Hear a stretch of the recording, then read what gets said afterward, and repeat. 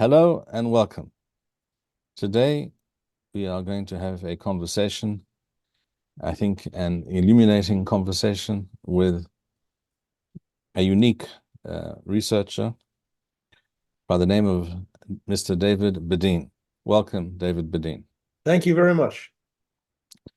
Mr. Bedein has a master's degree in social work, in community organization, and more specifically, with regards to our discussion today, is an investigative reporter for the past 37 years, with a special emphasis on Onra, the United Nations Refugee Welfare Organization. And the fact of the matter is that most people know nothing about this organization. What is it? Where does it come from? When was it established? For what purpose was it established? And therefore, it is extremely important, particularly at this current juncture, to clarify for people what this organization is all about. So let us begin at the beginning. What is UNRWA? When was it established? By whom? And for what purpose? The United Nations Relief and Works Agency, UNRWA, was started in 1948, to be precise, December 11th, 1948. And during one of the ceasefires during the 48 war, the United Nations realized that X amount of Arabs had left their homes, some voluntarily, some non-voluntarily, but what are we going to do with them? Now, the Arab nations expressed one unified response. We're not going to take them in. They have to go back to where they came from. They have to go back into the fight with this new nation state of Israel, which they didn't recognize and declared war on. So the UNRWA was established as a ad hoc agency to handle all these refugees. Now there's estimates as whether it was 500,000 or 700,000, but that was the ballpark figure. And put in 59. You're referring to the year 1948? That's correct. That's Okay. correct. And they were put into 59 refugee camps in Lebanon, Syria, Jordan, that was the idea. And there was actually one refugee camp, which was in Iraq, which when Saddam Hussein came into power, that was disbanded. But we're talking about 59 refugee camps where people were placed. They were defined as temporary refugee camps for the Arab refugees. And very few people thought that 75 years later, we would still have these same people in the same, and their descendants in the same place. And a refugee population has grown to more than 5.5 million. And they form the basis of the permanent rebellion against the Jews, permanent war against the Jews. The person who conceptualized the concept of UNRWA, a very controversial figure named Count Bernadotte, who was the Swedish mediator. I'm sorry, could you repeat Count that slowly for our... Count Bernadotte. Yes. Where was he from and who was he? He was from Sweden. He was a Swedish diplomat, and he during the war years, he was involved with refugee resettlement, sometimes rescue from concentration camps, and all very interesting biography. He was brought into this system as the ultimate person to do negotiations between the Jews and Arabs. And when he saw that the first law passed by Israel was law of return, he conceptualized the concept of right of return for the Arabs, so to balance it. And that's where it comes from. It doesn't come from an Arab source, it comes from a Swedish source. And he was very much resented in Israel, in the new state of Israel. He also wanted to cancel any connection between the Jews and Jerusalem. He wanted a total international city of Jerusalem. No sovereignty for the Jews in Jerusalem. No sovereignty for Jews in the Negev or the Galil. And the other thing he was pushing was, look, with the Arabs, they have a right to go back to where they came from. Anyway, he was resented. And for those of you who know your history, you'll know that he was assassinated by the Lehi, the Stern group, on September 17th, 1948, and he was functionally not able to carry out his vision. Why was he in fact assassinated by? He was assassinated because they felt frustrated. There was a general frustration in all sources in Israel, all circles in Israel, with this guy, with the Bernadette, that he was going to working against the purpose of the Jews coming back here. He was going to, if you remember that one of the traumas of the 40s was how the British were turning back ships, the ships of refugees after the mass murder of the Jews in World War II, and instead of looking at it as a positive thing that they were coming to fill up the land, they were sending them back, and Bernadette was totally supportive of that. And that's where the energy of anger was turned against Bernadette, and that's what created the Arab refugee situation. The country that basically adopted the concept of right of return was Saudi Arabia. Saudi Arabia, which then, together with the other Arab countries, declared a permanent war of liberation against Israel, against the Jewish state, the Zionist entity, as they called it, and saying that we're not going to stop the war until the refugees are resettled. No issues of compensation. Anyway, so that's where it comes from, and the Egyptians certainly exploited it. The Saudis exploited it, and then the Russians came in. The Russians and East Germans came in and organized the people in the refugee camps as cadres for revolution, for overthrowing the new state of Israel, and for planting seeds of rebellion amongst the Arabs, the Israeli Arabs who stayed here. People may not realize that when there was 140,000 Arabs who remained in Israel in 48, and they had full citizenship, although they were not given full rights. What happened was Ben Gurion put them under a military dictatorship, military rule, until 64, 65, when that military rule was relaxed. So the people in the refugee camps, again, we're talking about refugee camps in Judea, Samaria, Gaza, Jerusalem, Jordan, Syria, Lebanon, and they were in a situation where they were always talking about right of return as their focus. And then when Israel came into the picture in 67. Sorry, allow me to ask you something, to interrupt a moment. Mm-hmm. Let's go back a moment. Why was it that a democratic country, Israel, would place part of its population, a small part at that time, under a military administration? Because the Arabs, Ben Gurion's theory was that they were at war with the Jews. David Bedein was, amongst other things, maybe above all things, a realist. And another important thing to know about him was that he was not a liberal. He was not a Western liberal. He did not grow up in the West. He was born in Poland. He grew up in Eastern Europe. He was a socialist. But if you wish to understand David Ben-Gurion, then you simply need to think about, you have to think about Russian civilization, East European Russian Empire civilization.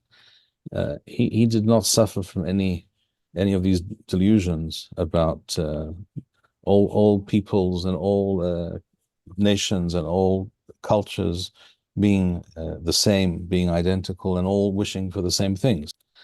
And I would like to contrast that fact with another well-known Zionist Jewish leader, Menachem Begin. Many people do not realize, but it was Menachem Begin who was amongst those who insisted in the 1960s that the military administration under which Israeli Arabs lived be abolished. That's correct.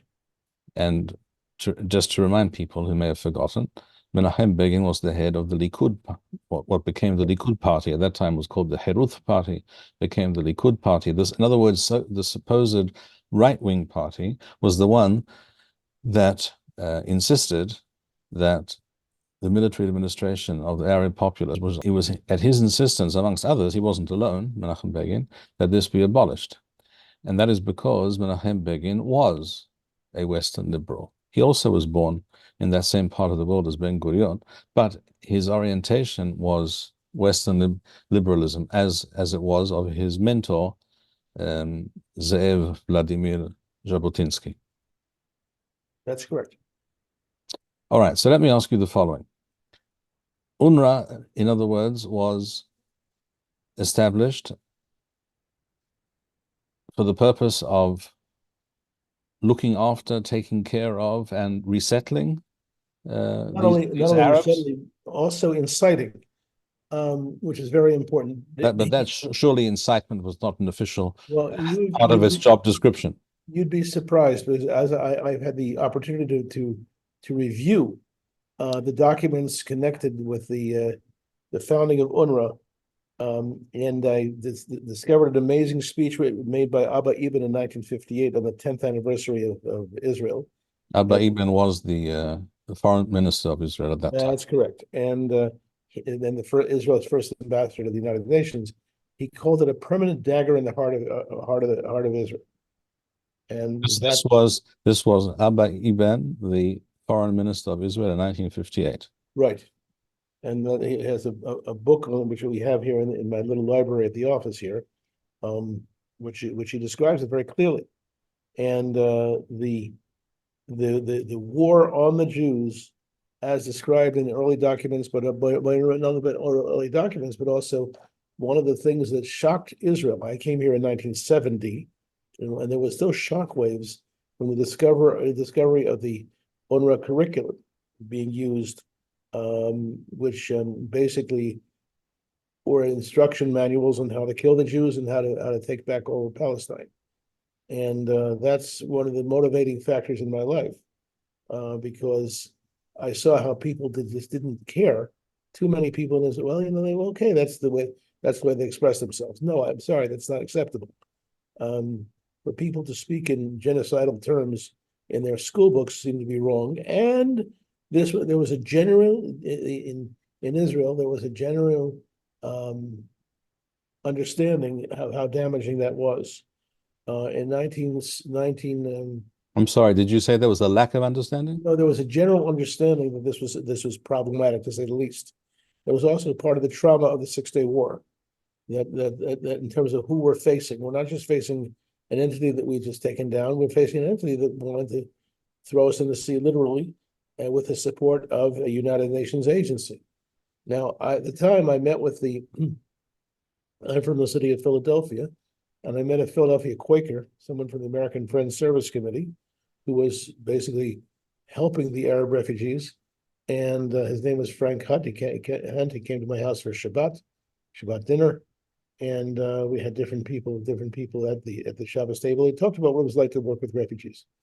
And he was surprised to find amongst my guests one of my friends named Aaron Mannheimer, who was a young journalist at the time.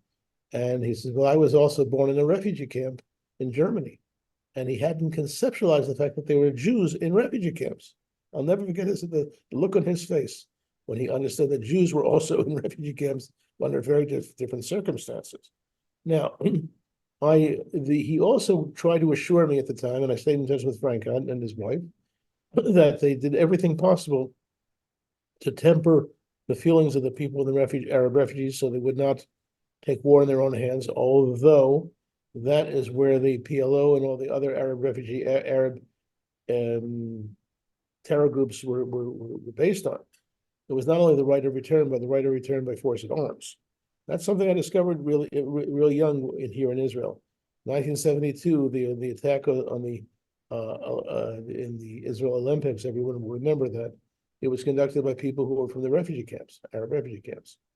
Anyway, so that's where the simmering Arab refugee camps, which most people in Israel began to ignore. I was very involved with the subject from almost my first day in Israel, because I had a teacher in 11th grade, when I was in 10th grade, 11th grade, it was 11th grade actually, who was the 6 months after the 6-Day War. He says, our opportunity now is with the Arab refugees. In other words, until now they've been in Yemen, so they're out there. There's nothing we can do about it. But now they're under our control, and maybe we can establish a system where we would treat them as people who live here, who can have some sense of camaraderie with the Jews. Belonging. Yeah, belonging, that type of thing. And that is in my book called Roadblock to Peace, which I sell through the internet, Roadblock to Peace. And here it begins with the story of what I heard in 12th in 11th and 12th grade about that story that we could do something about this. And you'll see on the front cover, there's a key and a large keyhole. This is at the Ida refugee camp in Bethlehem, run by Onra, of course, and it's only 150 meters from Keber Hill, from the grave of Rachel. And down here on the bottom, it says in Arabic, our people will come back to their land. And of course, at Rachel's tomb, it says, "V'shavu banim legvulam," our people have come to their land, have come to their borders. So anyway, this is the issue of right of return being nurtured, and we're jumping ahead a little bit, but what I've done is I got a few of the new Arab refugee camp school books when I came to Israel, and then when the Palestinian Authority was established, they said there would be new school books for peace. I was able to get a hold of them. I got a hold of them by meeting Yasser Arafat, and I was taught in social work, even when you're meeting with a cantankerous, evil person, speak to them with respect, you'll get what you need. And I I'm asked sorry, them, could you repeat that, please? Sure. You met with Yasser Arafat? Right, I met Arafat. When was this? November 18th, 1996. And with one purpose in mind. I knew that they were putting out new school books, and I wanted to see them. You're speaking of the newly formed at that time so-called Palestinian administration. That's correct. They went from calling themselves the PLO to the Palestinian Authority.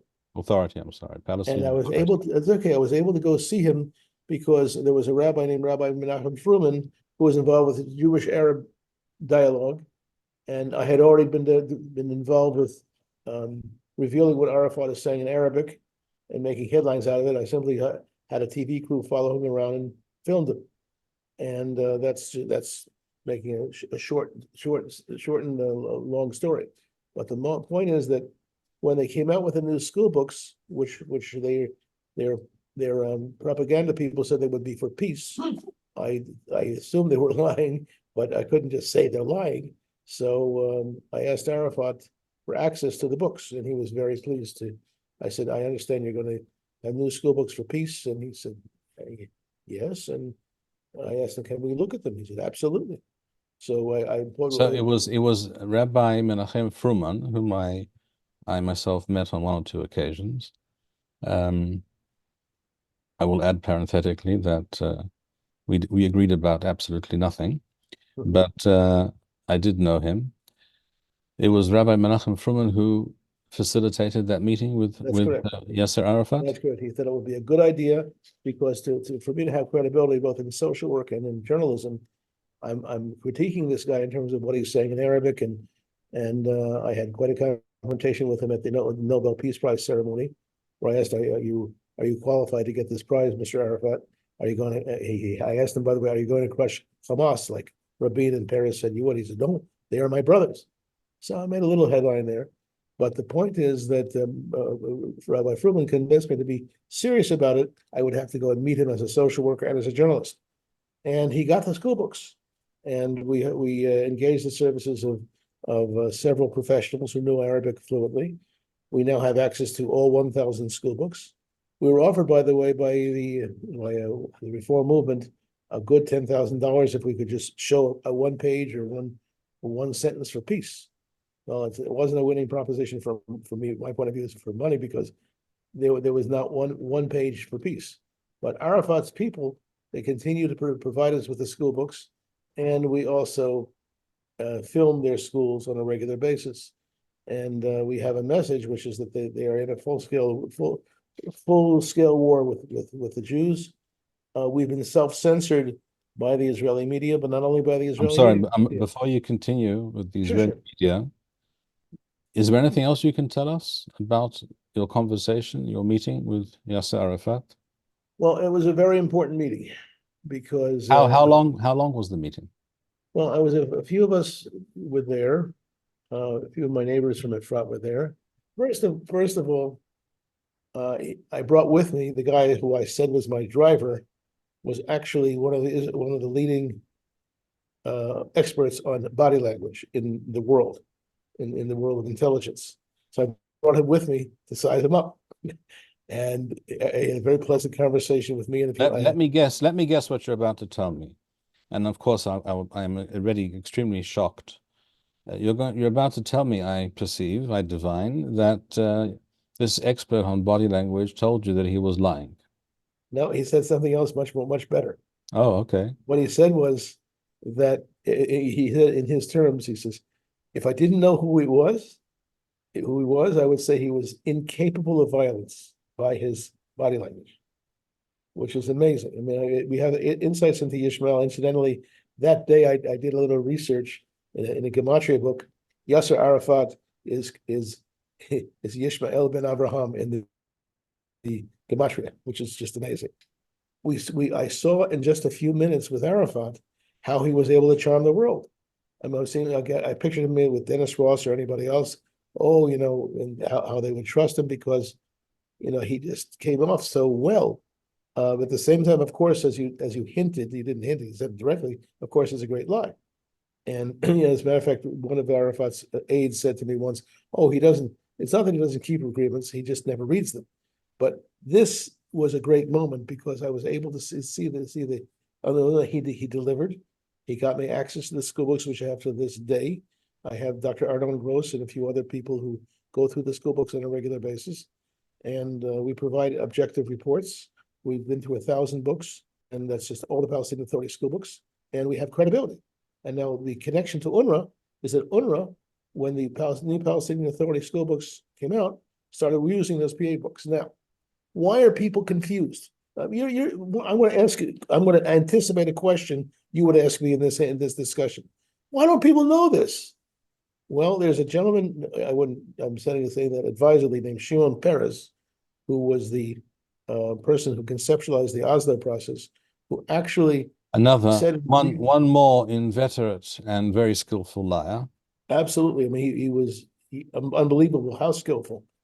On January 1st, 2000, just a few months before the school books were coming out, and I had access to the education ministry through the Pope's ambassador. That's another story. But anyway, he said that he had a very dramatic expose for the media that they've come up with school books for peace, a peace curriculum, which is amazing. Now, I knew already that the school books for peace had been dropped, and I had met with the person in the Palestinian Authority in charge of the peace curriculum, which was never used. I said, Mr. Peres, this is not being, this has been dropped, it's been canceled. There is no peace curriculum. And this is after he said this to the foreign media, to the whole media, very, very large attended press conference. And he very, very softly walked away from the microphone and said, I know, walked back to the microphone, next question. In other words, in the annals of the Foreign Ministry of Israel, this was in a press conference? January 1st, 2000, correct. Which you personally attended? That's correct, I was there. And you asked him the question, Mr. Peres, are you aware that all the talk and all the promises about including a peace curriculum in the school books of the PA, the Palestinian Authority, all that is just talk and nothing has come of it? I said worse than that. I said there is a curriculum, there's a peace curriculum, but they've dropped it. And his response was in a very soft tone, so no one can really hear him. He walked away from the microphone and said, I know, and then next question. But that is what we have to deal with. In other words, it's an adulterated lie, which because he established the Paris Center for Peace, and the Paris Center for Peace is basically actively pushes that lie on a daily basis. They've also pushed other things. we were the agency that revealed the fact that he gave $1.2 million to Terry Larson on the Nobel Peace Committee to make sure that he would get that Peace Prize. It was supposed to only be for Rabin. They added Peres after he got that, and I was able to get the documents on that, and I had a few headlines for a few I'm sorry, weeks. could you repeat that again? Sure, sure. You are simply such a fount of important yet Let me unknown repeat it. information. So repeat that again, Let me please. repeat it. Sure. The Peres Center for Peace, which we did some investigations of, and how much of their funds disappeared. As a matter of fact, they were even closed down for a couple of years because they couldn't account for a lot of their money. They, amongst other things, granted a $1.2 million gratuity to Terry Larson, who was the Middle East envoy at the time. Middle East envoy in the peace for envoy on behalf of whom? on behalf of the peace process. He was in charge of implementation of the Oslo peace process. But under whose auspices? The Under European Union, the UN, who? The combination of the UN, European Union, US, whatever. It was like Terry Larson. Yeah, so Terry Larson, he was also on the committee to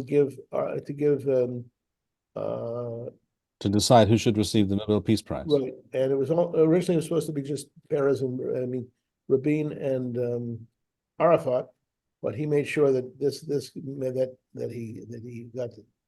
that Peres also got the 1.2 million. The Peres got the prize, and Arafat paid, essentially bribed Larson. No, not Arafat. Peres. Peres paid $1.2 million. From the Peres Center, he gave $1.2 million. Let us say that again. $1.2 million was shelled out by the so-called Peres Peace Center for Peace, which has not created a great deal of peace, one should add. Was paid by the Peres Peace Center, in other words, by Shimon Peres, to Terry Larson, in order that he, Shimon Peres, receive the Nobel Peace Prize together with Yasser Arafat and Yitzhak Rabin. Right, and there was a person who revealed this to me, and this is I was able to get the documents because I couldn't do anything without the documents. Was a man named Christensen, who was on the committee. Committee, yes. And he resigned because he thought was wrong. And I interviewed him about this, and he confirmed. He was aware of this payout. He was aware of it, and he was witness to it. And I guess people were talking in Norwegian, and other people didn't know Norwegian. But I actually got the actual document of the transfer of the funds. And basically, the Peres Center made a mistake and put it in their public books at the what's called Rasham Amutot, the registrar of nonprofit organizations, which is how I got the documentation. Anyway, so that's the long and short of what we have to deal with here, because there's a whole generation who thinks that there's a peace process, that there's a peace accord. They don't know that, and then that there's peace in the Palestinian school books.